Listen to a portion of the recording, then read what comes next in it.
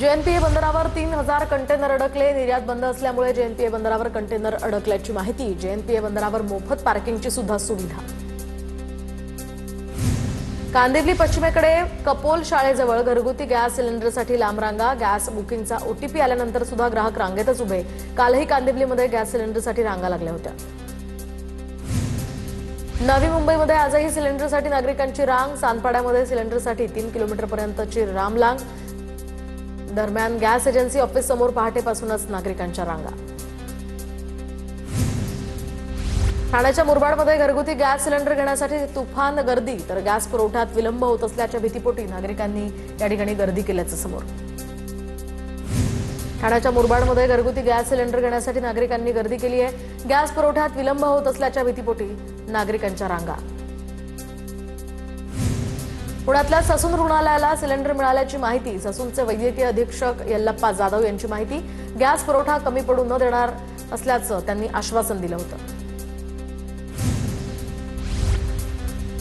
छत्रपती संभाजीनगरच्या घाटी रुग्णालयातील कॅन्टीनमध्ये गॅसचा तुटवडा। रुग्णांसाठी जेवण बनवणाऱ्या कॅन्टीनमध्ये गॅस पुरवठा करण्याची मागणी। दरम्यान घाटी रुग्णालय प्रशासनाकडून जिल्हा प्रशासनाला हे पत्र। मुंबईमध्ये व्यावसायिक वापरासाठी दिल्या जाणाऱ्या पाईप गॅसच्या पुरवठ्यात सुद्धा कपात। महानगर गॅसकडून 20% कपात केली जाणार। मुंबईतील पाईप गॅसचा वापर करणाऱ्या 30 ते 35 हॉटेल्सना याचा फटका बसणार। केंद्रीय पेट्रोलियम मंत्रालयाचा मोठा निर्णय। घरात पाईपद्वारे नैसर्गिक गॅस कनेक्शन असलेल्यांना घरगुती गॅस कनेक्शन ठेवता येणार नाही। दोन्ही कनेक्शन्स असलेल्यांना एलपीजी कनेक्शन परत करण्याचे आदेश। छत्रपती संभाजीनगरच्या घाटी रुग्णालयामध्ये शिवभोजन केंद्रावर चुलीवर स्वयंपाक करण्यास सुरुवात। गॅस संपल्यामुळे 200 लोकांचा चुलीवर स्वयंपाक। गॅस नसल्यामुळे इतर पदार्थही बंद। पोहे आणि उपमा प्राधान्यानं या ठिकाणी दिला जातोय।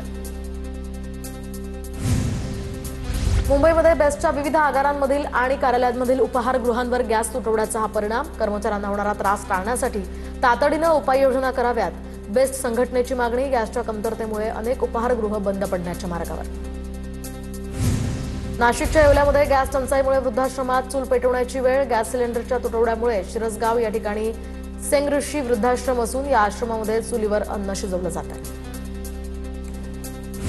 सोलापुरात शासकीय रुग्णालयातील उपाहारगृहांमध्ये गॅस तुटवड्याचा फटका। व्यावसायिक गॅस पुरवठा होत नसल्यामुळे अनेक पदार्थ बनवणं बंद केलं। शासकीय रुग्णालयातील विद्यार्थी तसंच रुग्णांच्या नातेवाईकांना याचा मोठा फटका। मुंबईतील 15 ते 16 सीएनजी पंपांवर शनिवारी संध्याकाळी गॅस भरण्यासाठी अडचणी। गॅस प्रेशर कमी झाल्यामुळे ऑटो टॅक्सी आणि खासगी वाहनांच्या लांबच लांब रांगा लागल्याचं या ठिकाणी पाहायला मिळालं। नाशिकमध्ये गॅसच्या टंचाईमुळे छोट्या हॉटेल व्यावसायिकांनी चूल मांडली। लाकडाची चूल मांडत वडापाव, भजी, सँडविच तयार करण्याचं काम सुरू। व्यवसाय बंद ठेवून परवडत नसल्यामुळे चूल मांडत असल्याच्या या ठिकाणी व्यावसायिकांच्या प्रतिक्रिया। रायगडच्या हॉटेल्समध्ये चुलीवर जेवण बनवण्याची वेळ। कमर्शियल गॅसचा पुरवठा पूर्णपणे बंद। अनेक हॉटेल चालकांची पर्याय म्हणून चुलीला पसंती। दरम्यान चुलीवर आता या ठिकाणी जेवण बनवलं जात आहे। गॅस तुटवड्यामुळे नाशिकच्या जिल्ह्यासह ग्रामीण भागामध्ये चुलीची मागणी वाढली। दररोज 100 ते 125 कॉन्क्रिटी चुलींची होलसेलमध्ये विक्री। निफाड तालुक्यातल्या वेळापूरमध्ये कुंभार समाजाला रोजगार। जळगावच्या कुसुंबा इथल्या बाफना गोशाळेमध्ये 2000 गायींच्या शेणापासून गोबर गॅस आणि विजेची निर्मिती। गॅससह वीज निर्मितीमुळे गॅस सिलेंडर तुटवड्याचा कुठलाही परिणाम नाही। व्यावसायिक तसंच घरगुती गॅस सिलेंडरच्या पुरवठ्याच्या या समस्येवर गोशाळेचा शाश्वत पर्याय। बुलढाण्यामध्ये वारकऱ्यांच्या पायी दिंडीला सुद्धा गॅस तुटवड्याचा फटका। जालना जिल्ह्यातल्या पालखी शेगावमध्ये पोहोचल्यात। गॅस संपल्यानंतर लाकडी इंधनावर 1500 वारकऱ्यांचा स्वयंपाक। वारकरी 105 किलोमीटरचा प्रवास करत शेगावात जातात। नवी मुंबईमध्ये कोळशाचे दर 5 रुपयांनी वाढले। कोळशाचा दर आता 35 रुपयांवरून 40 रुपयांवर। तर गॅस सिलेंडर मिळत नसल्यामुळे कोळशाच्या दरात वाढ झाली आहे।